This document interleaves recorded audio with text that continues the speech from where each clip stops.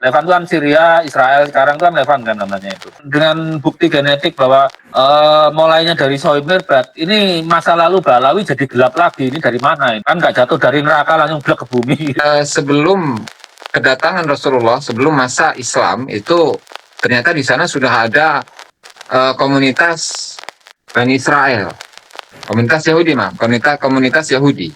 Di masa Rasulullah itu Rasulullah mengirim satu surat kepada mereka agar mereka itu masuk Islam, dan pada akhirnya mereka masuk Islam. Tetapi setelah atau pasca kewafatan Rasulullah ternyata mereka itu taat. Saya sangat setuju bagi siapapun lah yang mengaku-ngaku atau mengklaim dirinya sebagai keturunan Rasulullah, di samping kita menggunakan catatan-catatan masa lalu, itu harus diperkuat dengan DNA.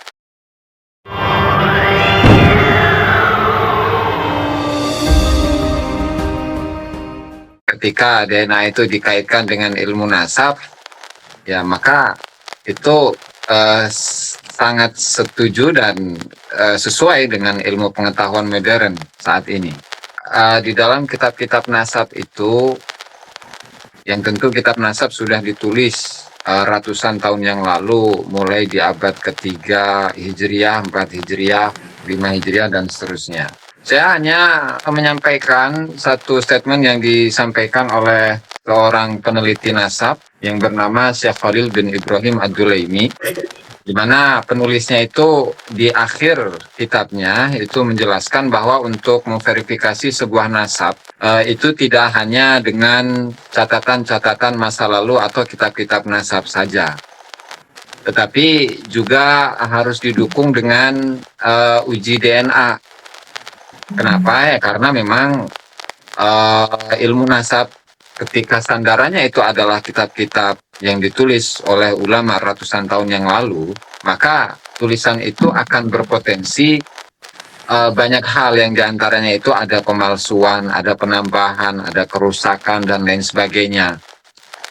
Sehingga ketika kita hanya mengacu kepada kitab-kitab nasab, maka faedah atau fungsi dari kitab-kitab nasab itu hanya memiliki kualitas keyakinan yang hanya dalam atau bisa diistilahkan dengan don saja atau prasangka, atau kalau misalkan dipresentasikan itu hanya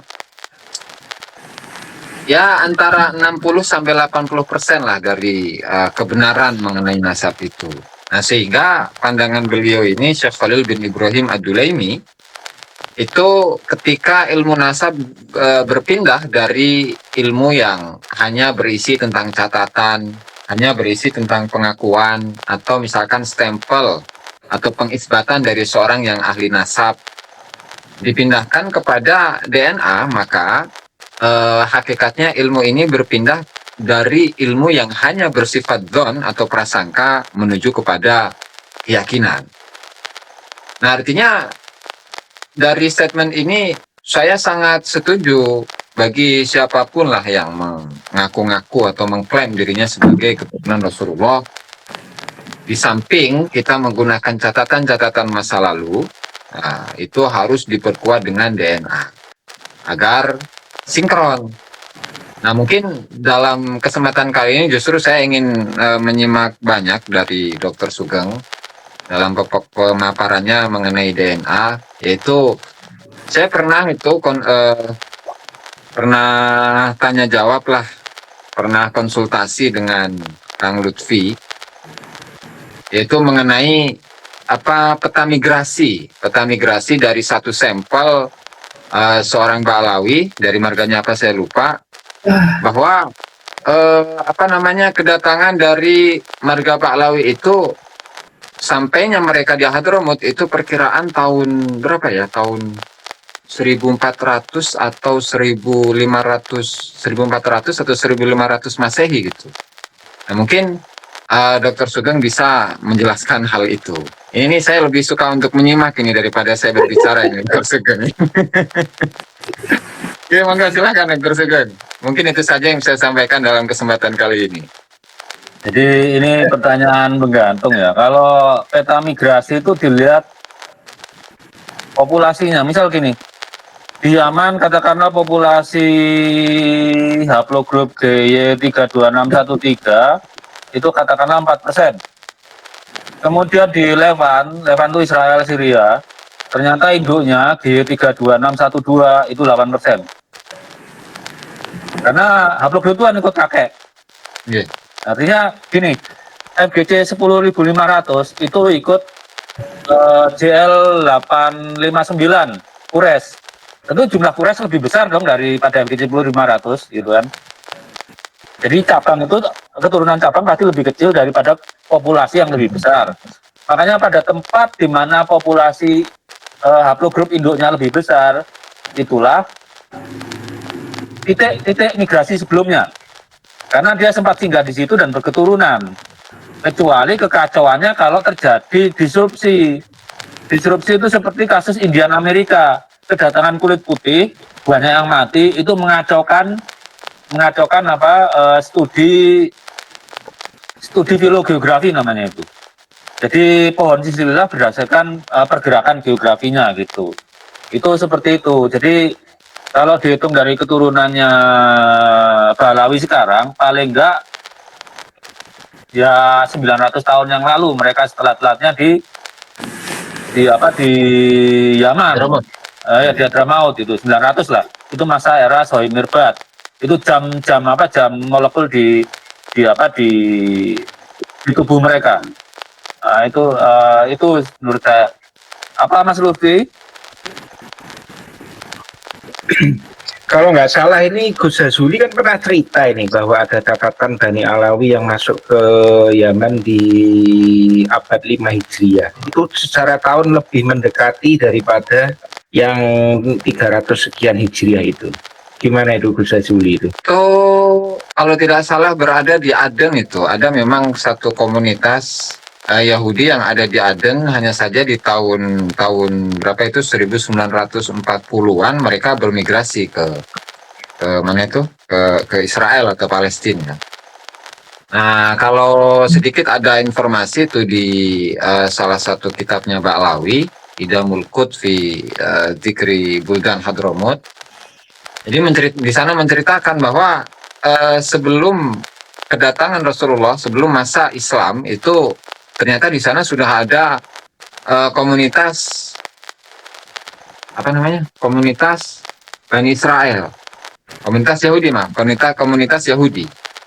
Nah kemudian di masa Rasulullah itu Rasulullah mengirim satu surat kepada mereka agar mereka itu masuk Islam, dan pada akhirnya mereka masuk Islam. Tetapi setelah atau pasca kewafatan Rasulullah ternyata mereka itu murtad.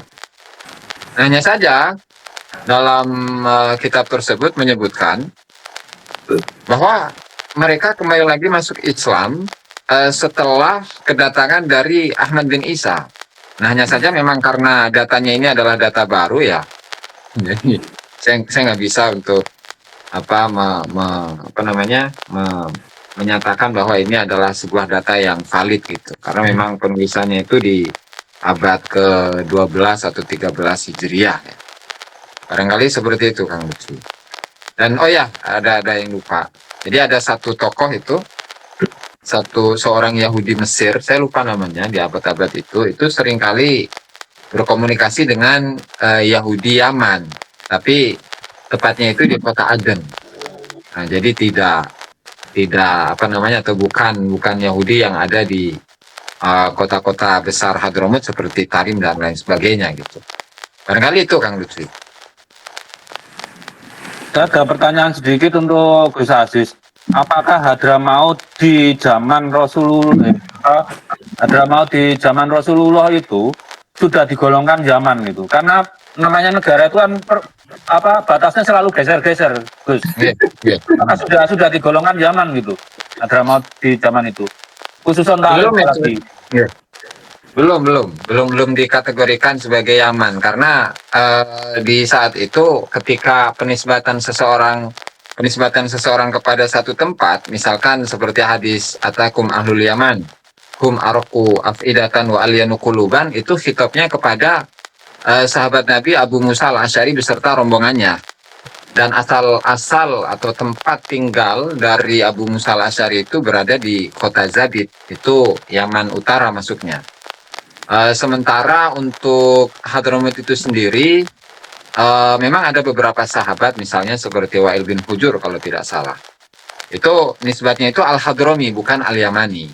Nah, sehingga di zaman Rasul itu ada pembedaan antara penggunaan atau untuk menentukan lokasinya ya, bahwa Yaman itu terbatas pada beberapa kota-kota besar yang ada di Yaman Utara saat ini, yang mencakup Son'a, kemudian Zabid, kemudian Hudaidah dan lain sebagainya. Sementara untuk di Yaman, untuk Hadramut itu sendiri itu penyebutannya adalah dengan Hadramut dan bukan dengan Yaman. Nah, kalau untuk penggolongan penggolongan Hadramut sebagai salah satu bagian dari Yaman itu di tahun-tahun yang baru, mungkin di tahun berapa itu, 70-an atau 50-an itu, Dokter. Oke, Dokter. Ya, jadi waktu itu Hadramaut dan Tarim itu belum digolongkan sebagai Yaman, tapi Yaman. masuknya Hadramut itu. Dan yang menarik tadi dengan angka tahun, kemarin tuh saya live dengan Mas Karubin ya. Ini asal muasal Balawi itu dari mana sih gitu ya. Waktu itu kita memperkirakan dari kerajaan Himyar, jadi kerajaan Yahudi yang pada masa pra-Rasulullah. Cuma masalahnya molekular clock mereka 900 tahun yang lalu, itu malah setelah masa Rasulullah. Sebelumnya itu masih gelap jadinya. Kalau dari genetika kemungkinan besar dari sekitar Syria dan Israel itu, karena keturunan mereka masih banyak di sana, lebih secara persen lebih banyak di Mesir dan Syria dan Levan lah. Levan itu kan Syria, Israel sekarang itu kan Levan kan namanya itu. Itu sih ya dengan bukti genetik bahwa mulainya dari Soimer, ini masa lalu Balawi jadi gelap lagi. Ini dari mana ini? Kan nggak jatuh dari neraka langsung blek ke bumi gitu. Yang perlu kita ingat juga bahwa Nabi itu, Rasulullah SAW itu sangat mendukung dengan ilmu pengetahuan. Ya, artinya kalau memang saat itu misalnya dalam upaya Rasulullah untuk menghilangkan keraguan-raguan dari salah seorang sahabat, misalnya seperti Usama yang diragukan statusnya sebagai anaknya Zaid bin Harithah, maka beliau itu mendatangkan seorang qaif, seorang yang ahli khilafah dari Bani Mudrij itu.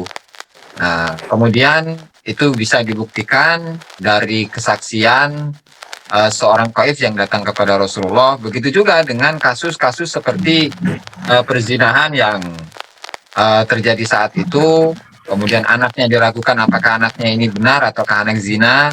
Nah, itu pun juga harus mendatangkan bukti. Ya, artinya dari itu semua bahwa Rasulullah itu sangat perhatian dengan pendatangan bukti untuk menunjukkan suatu hal yang diklaim, terutama hal-hal yang kaitannya dengan pengetahuan itu sendiri.